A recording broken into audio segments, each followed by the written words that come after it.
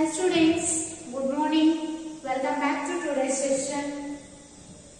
In the previous session, we have discussed about the problems on interest on drawings under the product method. Okay? Are you remember? ನೆನಪಿದೆಯಾ? Previous class ಅಲ್ಲಿ ಏನು ಮಾಡಿದ್ದೀವಿ? Problems on interest on drawings ಮೇಲೆ problems ಅನ್ನ discuss ಮಾಡಿದ್ದೀವಿ. Under which method? Under the product method ಅಂತ ಹೇಳ್ಬಿಟ್ಟು. Okay, ಇವತ್ತಿನ ಕ್ಲಾಸ್ ಅಲ್ಲಿ ಕೂಡ ಏನ್ ಮಾಡೋಣ ಅಂತಂದ್ರೆ ನಾನು as it is last class ಅಲ್ಲಿ ಹೇಳಿರೋ ಹಾಗೆ ಇವತ್ತಿನ ಕ್ಲಾಸ್ ಅಲ್ಲಿ ಕೂಡ ಪ್ರಾಡಕ್ಟ್ ಮೆಥಡ್ ಅನ್ನೇ ಏನ್ ಮಾಡೋಣ ಅಂತಂದ್ರೆ ಕಂಟಿನ್ಯೂ ಮಾಡೋಣ. ಇವಾಗ ಕ್ವಶನ್ ಬರ್ಕೊಳ್ಳಿ. ನೆಕ್ಸ್ಟ್ ಕ್ವಶನ್ ಇದು ಏನಪ್ಪಾ ಅಂತಂದ್ರೆ ಪ್ರೀವಿಯಸ್ ಇಯರ್ ಪ್ರಿಪರೇಟರಿ ಇತ್ತಲ್ರಿ, 2020 ಪ್ರಿಪರೇಟರಿ ಎಕ್ಸಾಮ್ ಅಲ್ಲಿ ಇರ್ತಕ್ಕಂಥ ಕ್ವಶನ್ಸ್ ಇದೆ. ಏನದ ಅಂತ ಹೇಳ್ಬಿಟ್ಟು ನೋಡಿ question. Write down the question neatly. First problem ಆಗಿತ್ತಲ್ರಿ, this one the second problem. ಏನದ question ಅಂದ್ರೆ x and y. Write down it neatly. x and y. X and y are the partners.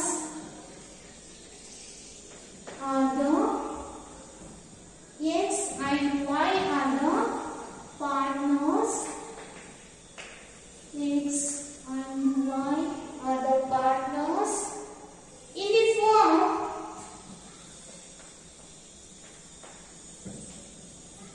X and y are the partners in forms wise drawings.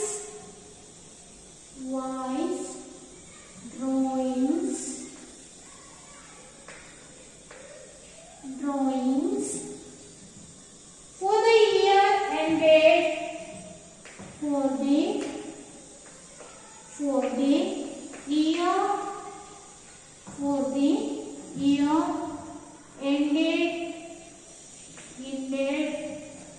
year ended which year? 18 and 19 are 18 and 19. 2018, 18 and 19 are 2018 and 19 are given as under. Are given as under. X and y are the partners. X and y are the partners in the form wise drawings for the year ended 2018 and 19 are given as under. First one, rupees 4,000 on 1/6 first June. With me, first June 1/6/2018.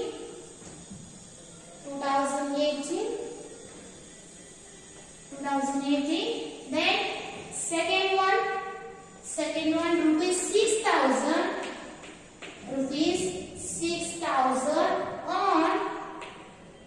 on 30th September 30/9/2018.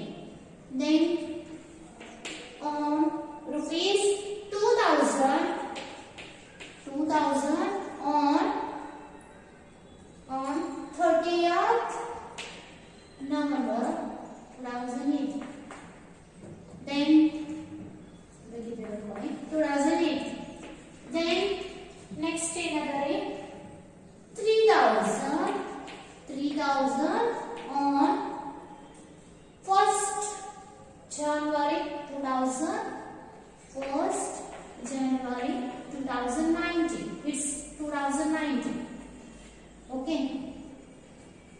I think. Then para calculate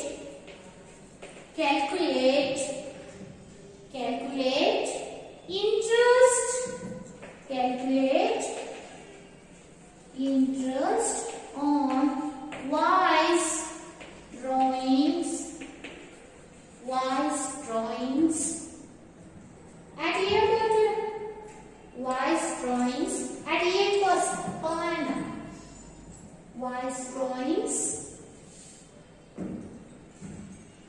growing at 8% per annum, at 8% per annum, at 8% per annum for the year ended,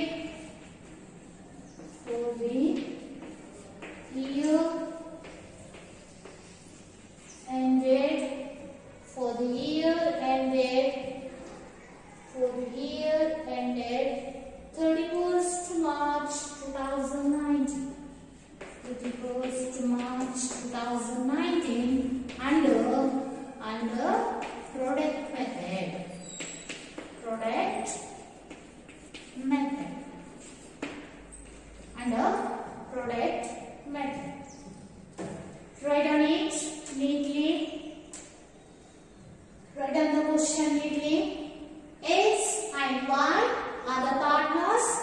X and Y are the partners in the firm.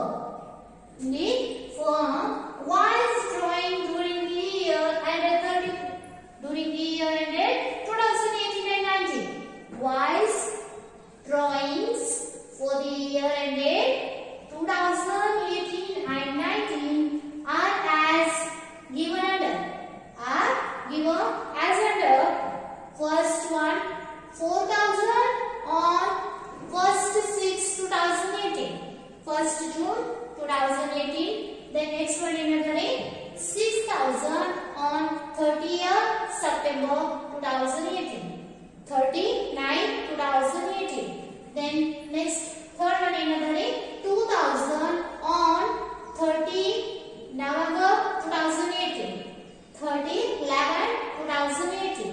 Then on next 3,000 on 1st January 2019 other. Then next another calculate the interest on drawings. ಎಷ್ಟು percent ಕೊಟ್ಟಿದ್ದಾರೆ 8% ಅದ. For the year under 31st March 2019 you have to calculate the interest on drawings under which method? Under product method. Under product method. Is it over? ಮುಗಿದ್ರಿದು? ಇಷ್ಟ ಆಯ್ತಾ question?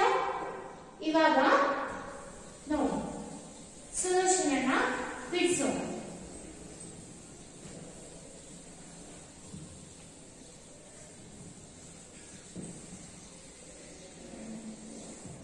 Solution ಅನ್ನ ಬಿಡಿಸೋಣ.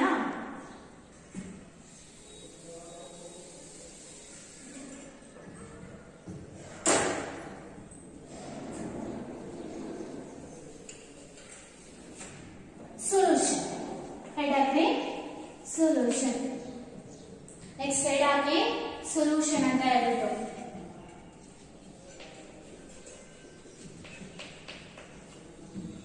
ಹಾಕಿದ್ರಾ?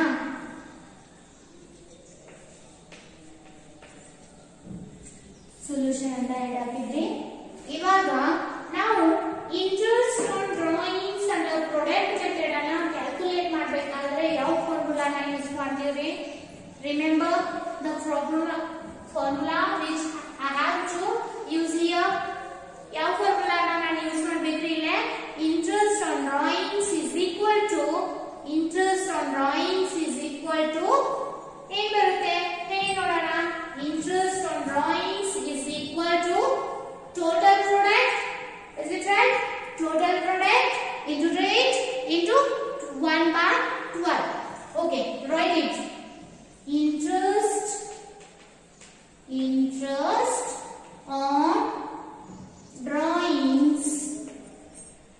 Interest on drawings is equal to ಏನ್ ಬರ್ತದೆ ಸೂತ್ರ? total product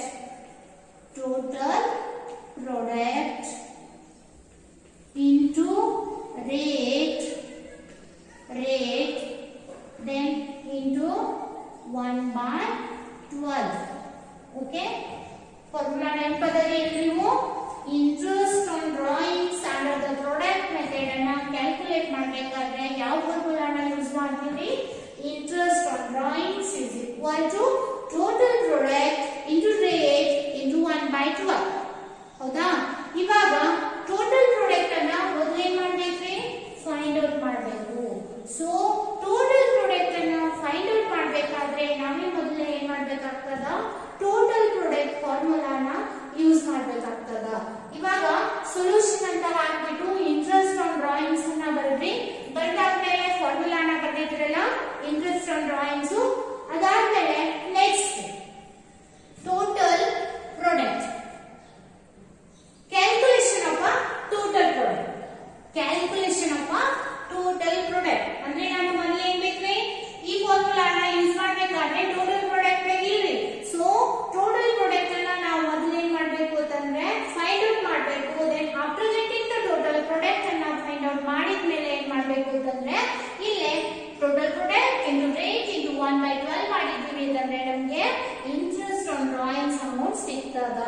so ಅದಕ್ಕೋಸ್ಕರ first step ಏನಪ್ಪಾ ಅಂತಂದ್ರೆ here A ಅಂತ ಹೇಳ್ಬಿಟ್ಟು ಹಾಕಿ, ಎ ಅಂತ ಹೇಳ್ಬಿಟ್ಟು ಹಾಕಿ ಅದಕ್ಕೆ ಅದ್ರ ಮುಂದೆ ಬಿಟ್ಕೊಳ್ಳಿ ಕ್ಯಾಲ್ಕುಲೇಷನ್ ಆಫ್ ಏನನ್ನ ಕಂಡುಹಿಡಿದುಕೋಬೇಕು ಮೊದಲು total product. Calculation of total product. Total product ಅನ್ನ ಕಂಡುಹಿಡ್ಕೋಬೇಕಾದ್ರೆ ಏನ್ ಸೂತ್ರ ಅದಾವೆ, ಯಾವ ಸೂತ್ರನ ಯೂಸ್ ಮಾಡಬೇಕು? ಸೂತ್ರ ಏನದ ನೆಟ್ ಪಡ್ಕೊಳ್ಳಿ. Total product is equal to ಹೇಳಿ ನೋಡೋಣ. Product is equal to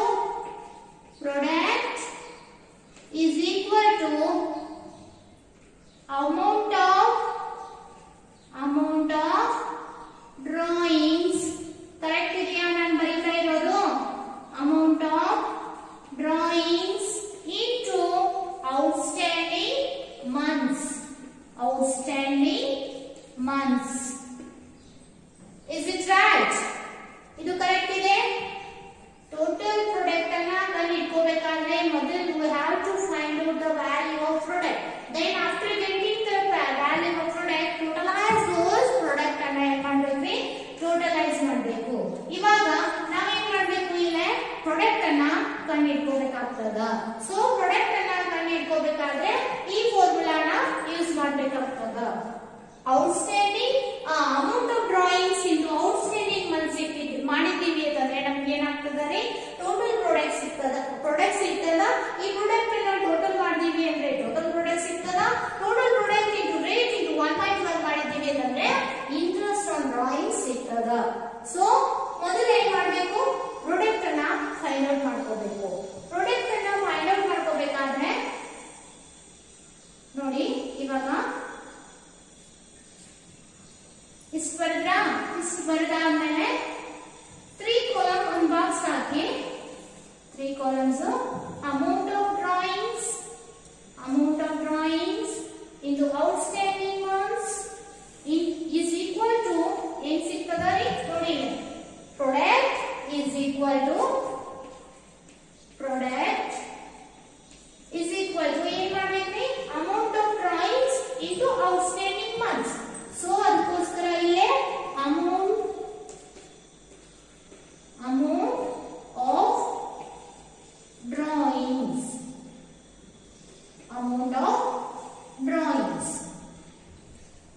amount of drawings into ಏನ್ ಮಾಡಬೇಕು? outstanding months is equal to ಏನ್ ಸಿಗ್ತದೆ? is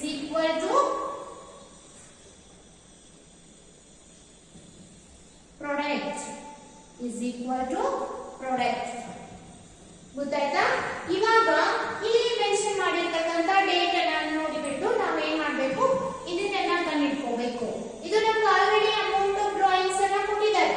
ಇದನ್ನ ಫಿಲ್ ಅಪ್ ಮಾಡಿ. ಎಷ್ಟಿದೆ? ಫಸ್ಟ್ ಒನ್ 4000 ಅದ. ದೆನ್ ಸೆಕೆಂಡ್ ಒನ್ ಏನದ ರೀ 6000. ದೆನ್ ಥರ್ಡ್ ಒನ್ ಏನದ 2000. ದೆನ್ ಲಾಸ್ಟ್ಲಿ ಫೋರ್ತ್ ಒನ್ ಎಷ್ಟದ ರೀ 3000 rupees. Is it 3000? ಹೌದಾ? ಇವಾಗ ಏನ್ ಮಾಡ್ಬೇಕ್ರಿ? ಔಟ್ಸ್ಟ್ಯಾಂಡಿಂಗ್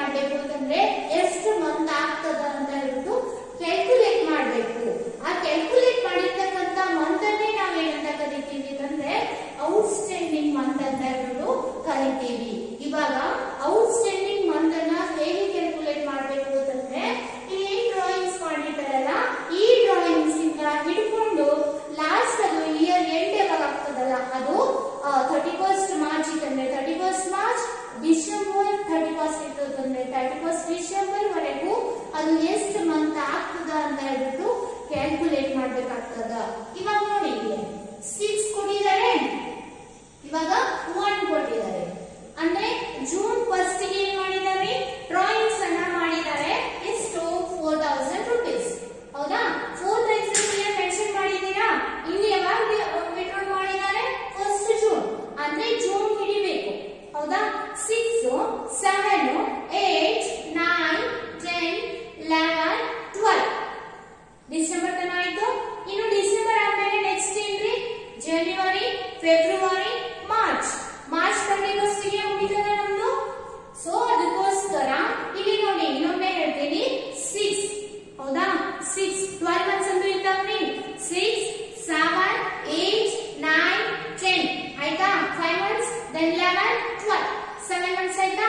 ಇನ್ನು ಜನವರಿ, ಫೆಬ್ರವರಿ, ಮಾರ್ಚ್ ಎಷ್ಟಾಯ್ತು? Is it 10 months? 10 ಮಂತ್ಸ್ ಆಯ್ತಾ? ಕೌಂಟ್ ಮಾಡಿ ನೋಡಿ. 10 months 10 months 10 months. then next ಏನದರಿ? next ನೋಡಿ, ಇದು ಫಸ್ಟ್ ಒನ್ ಮುಗಿತಾ? then second one question ಏನದ? second one ಯಾವಾಗ ಡ್ರಾಯಿಂಗ್ಸ್ ಮಾಡಿದ್ದಾರೆ? second one ಡ್ರಾಯಿಂಗ್ಸ್ ಎಷ್ಟಿದೆ? 6000 ರೂಪೀಸ್. 6000 ಅನ್ನ ಫಿಲ್ ಮಾಡಿದೀವಾ? then ಯಾವಾಗ ಡ್ರಾಯಿಂಗ್ಸ್ ಅನ್ನ ಮಾಡಿದ್ದಾರೆ? 30th 9. ಇವಾಗ ಇಲ್ಲಿ ನೋಡಿ 30th 30th ಅಂದ್ರೆ 9 ಆಲ್ರೆಡಿ ಕಂಪ್ಲೀಟ್ ಆಗಿದೆ. ಸೊ ಅದಕ್ಕೋಸ್ಕರ ನಾವೇನ್ ಮಾಡ್ಬೇಕ್ರಿ? 10 11 12 ಡಿಸೆಂಬರ್ ತನ ಐತ್ರಿ. ಇವಾಗ ಜನವರಿ, ಫೆಬ್ರವರಿ, ಮಾರ್ಚ್ ಎಷ್ಟಾಯ್ತು? 6 ಮಂತ್ಸ್ ಆಯ್ತಾ? ನೋಡಿ ಒಂದ್ಸಲಿ ಇನ್ನೊಂದ್ಸಲಿ ನೋಡಿ. ಇದು ಔಟ್ಸ್ಟ್ಯಾಂಡಿಂಗ್ ಮಂತ್ಸ್ ಅನ್ನ ಕ್ಯಾಲ್ಕುಲೇಟ್ ಮಾಡಕ್ ಬಂದ್ರೆ ನಿಮ್ಗೆ ಏನಾಗ್ತದ? ಇದರಲ್ಲಿ ಯಾವುದೇ ರೀತಿ ಎಕ್ಸ್ಟ್ರಾ ಅಡ್ಜಸ್ಟ್ಮೆಂಟ್ ಏನು ಇಲ್ಲ. ನೋಡಿ ಇವಾಗ 30th 9 ಅದ, ಸೆಪ್ಟೆಂಬರ್ 30. ಅವಾಗ 9 ಬಿಡ್ಬೇಕು. 10 11 12 ಡಿಸೆಂಬರ್ ತನ ಐತ್ರಿ. ಜನವರಿ, ಫೆಬ್ರವರಿ, ಮಾರ್ಚ್ ಎಷ್ಟಾಯ್ತು? 6 ಮಂತ್ಸ್ ಆಯ್ತಾ? 6 ಮಂತ್ಸ್. ಯಾ 6 ಮಂತ್ಸ್. ನೆಕ್ಸ್ಟ್ ನೋಡಿ, ನೆಕ್ಸ್ಟ್ ಯಾವಾಗ ವಿಡ್ರಾಲ್ ಮಾಡಿದ್ದಾರೆ? ನವೆಂಬರ್ 30. ಹೌದಾ? ನವೆಂಬರ್ ಆದ್ಮೇಲೆ ಡಿಸೆಂಬರ್ 11 ಇಲ್ರಿ. 11 ಅನ್ನ ಬಿಡ್ಬೇಕು. ಯಾಕಂದ್ರೆ ಏನದ? 30 ಅದು ಮುಗ್ದದ. ಸೊ ಇದು ಎಂಡ್ ಆಗಿದೆ ಅಂದ್ರೆ ನಾವು 12 ಹಿಡಿಬೇಕಾ? 12 ಆಮೇಲೆ ಜನವರಿ, ಫೆಬ್ರವರಿ, ಮಾರ್ಚ್ ಎಷ್ಟೈತಿ? 4 ಮಂತ್ಸ್ 4 ಮಂತ್ಸ್. ಗೊತ್ತಾಯ್ತಲ್ಲ ಯಾವ ರೀತಿ ಕ್ಯಾಲ್ಕುಲೇಟ್ ಮಾಡಬೇಕು ಅಂತ ಹೇಳ್ಬಿಟ್ಟು. ನಿಮ್ಗೆ ಔಟ್ಸ್ಟ್ಯಾಂಡಿಂಗ್ ಮಂತ್ಸ್ ಅನ್ನ ಕ್ಯಾಲ್ಕುಲೇಟ್ ಮಾಡೋದು ಬಿಟ್ರೆ ಇಲ್ಲಿ ಬೇರೆ ಏನು ಕ್ಯಾಲ್ಕುಲೇಷನ್ ಇಲ್ಲ. ನೆಕ್ಸ್ಟ್ ನೋಡಿ 1/1/2019 ಮೀನ್ಸ್ 1st ಜನವರಿ. ಇಲ್ಲಿ ಫಸ್ಟ್ ಅಂದ್ರೆ ನಾವು ಏನ್ ಮಾಡ್ಬೇಕು? 1 ಅನ್ನ ಕನ್ಸಿಡರ್ ಮಾಡ್ಬೇಕು. ಜನವರಿ, ಫೆಬ್ರವರಿ, ಮಾರ್ಚ್ ಎಷ್ಟು ಮಂತ್ ಆಯ್ತು? 3 ಮಂತ್ಸ್ 3 ಮಂತ್ಸ್. then ಇವಾಗ multiply with the amount of drawings. ಇವಾಗ 4 into 10 is it 40,000? 40,000 ಆಗ್ತದ್ರಿ. next 6 is it 36,000? ನೋಡಿಪ್ಪ ಒಂದ್ಸರಿ ಚೆಕ್ ಮಾಡಿ. 36. then 2 4s 8,000.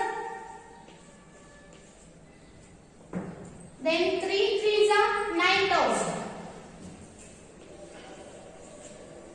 ಚೆಕ್ ಮಾಡಿ ಒಂದ್ಸಲಿ. ಕ್ಯಾಲ್ಸಿ ತಗೊಂಡ್ಬಿಟ್ಟು 4,000 into 10 40,000 is correct. then 6,000 into 6 is 36,000. then 2,000 into 4 months ala? yes 4 8,000. then 3,000 into 3 months is 9,000. 9,000 plus 8,000 plus 36,000 then 40,000. how much?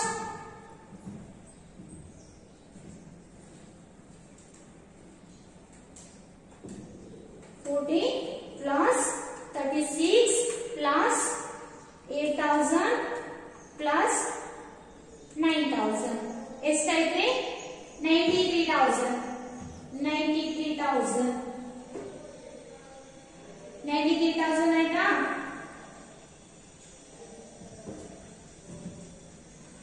93,000.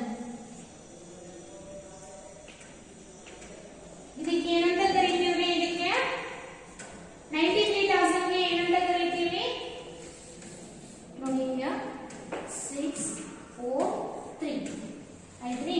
ಇದು 93,000 it's total product.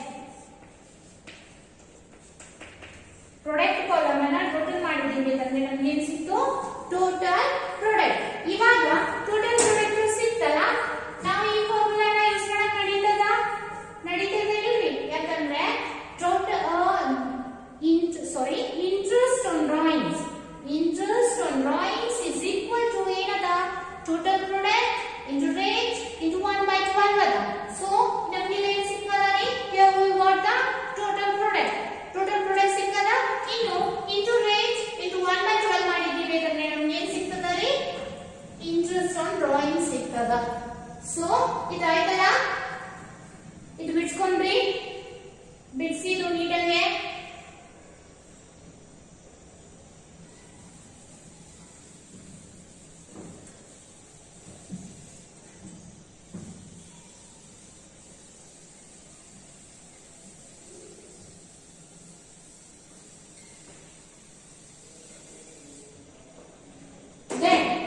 Second one, D.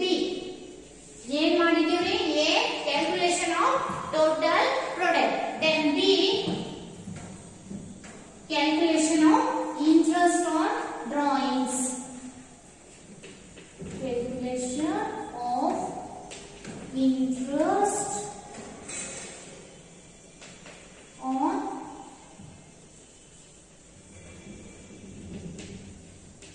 drawings. Okay. Interest on drawings is equal to ಏನ್ರಿ?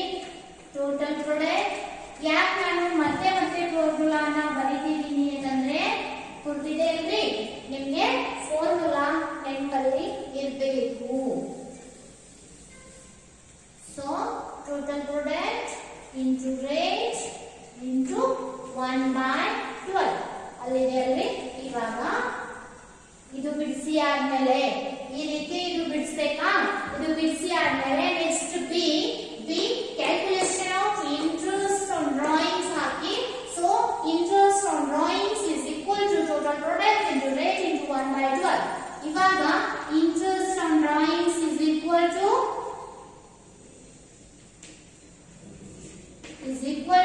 Total product. ಎಷ್ಟು ಸಿಕ್ಕದರಿ? 93,000. then into rate ಎಷ್ಟದ ನೋಡಿ question ಅಲ್ಲಿ. calculate what is interest at 8%. 8/100 into 1/12.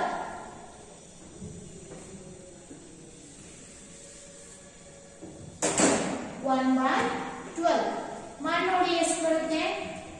93,000 into 8% into 1/12.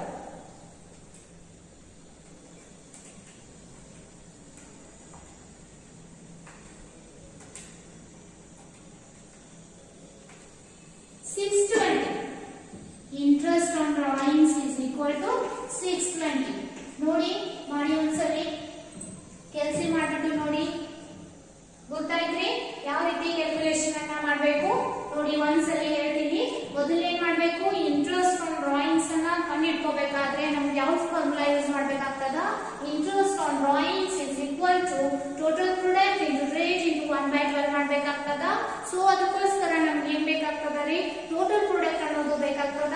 So total product ಅನ್ನ calculate ಮಾಡ್ಬೇಕಾದ್ರೆ ನಾವ್ ಏನ್ ಮಾಡ್ಬೇಕು?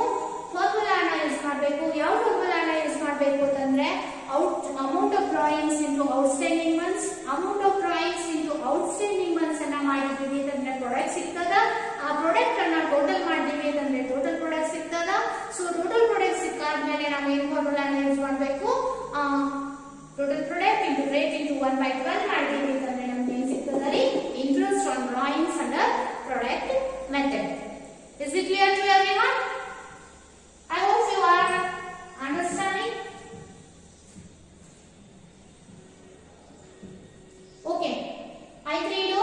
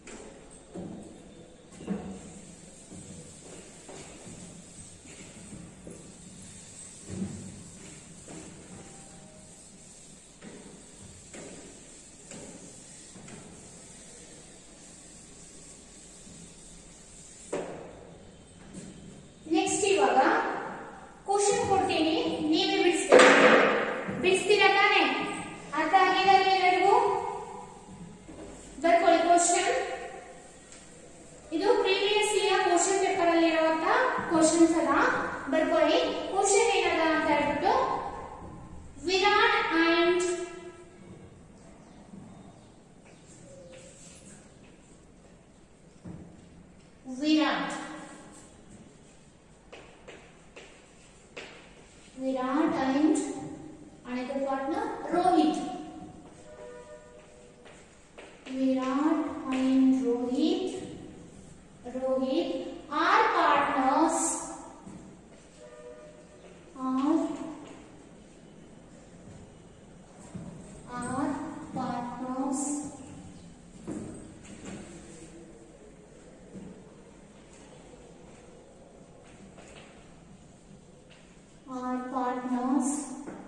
Virat and Rohit are the partners in the form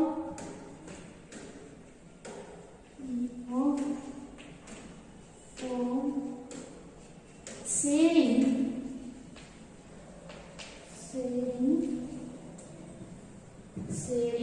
profit and losses in the ratio of 2:1. Profit and losses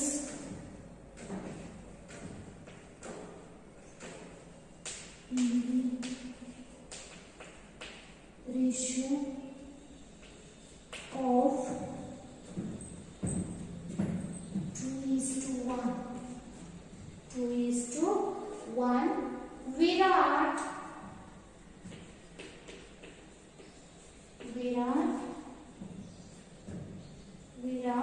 withdraw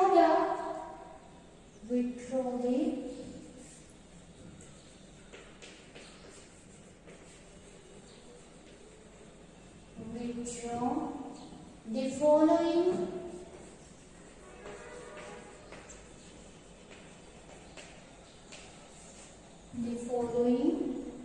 amounts during the year.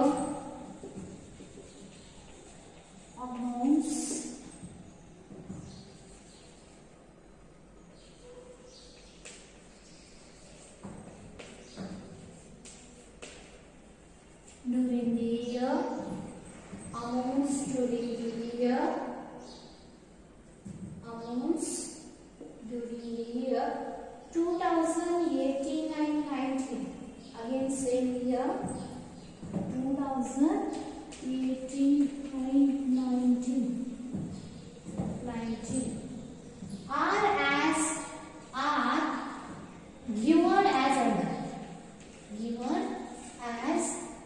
are given as under rupees 4,000 on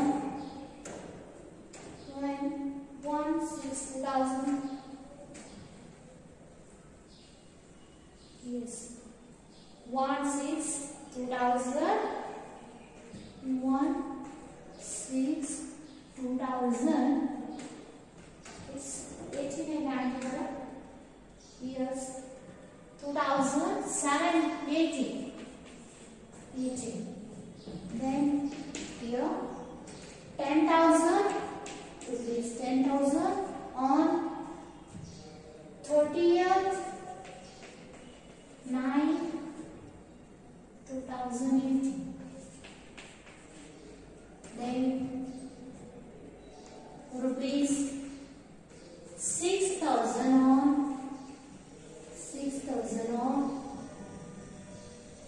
1/1/2019. Yes, 1/1/2000. Sorry, it's 30/11/2018. Then here rupees 12,000 on 1/1/2018 again. 1/1/2018.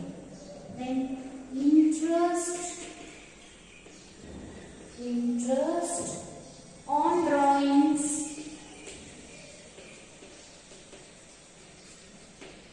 Interest on drawings is to be charged. Interest on drawings is to be charged at again 8%. Is to be charged at 8% per annum. Almost ಸ್ನೇಹಿತರಿಗೆ ಏನು ನೋಡಿ at 8% per annum. Calculate calculate amount of interest on drawings, interest on drawings, interest on drawings under product method.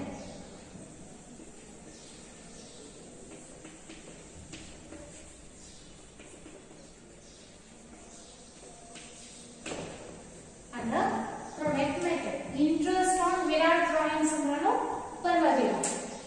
Okay, ಆಯ್ತು. ಇದು question ಬರ್ಕೊಳ್ಳಿ ನೀಟಾಗಿ.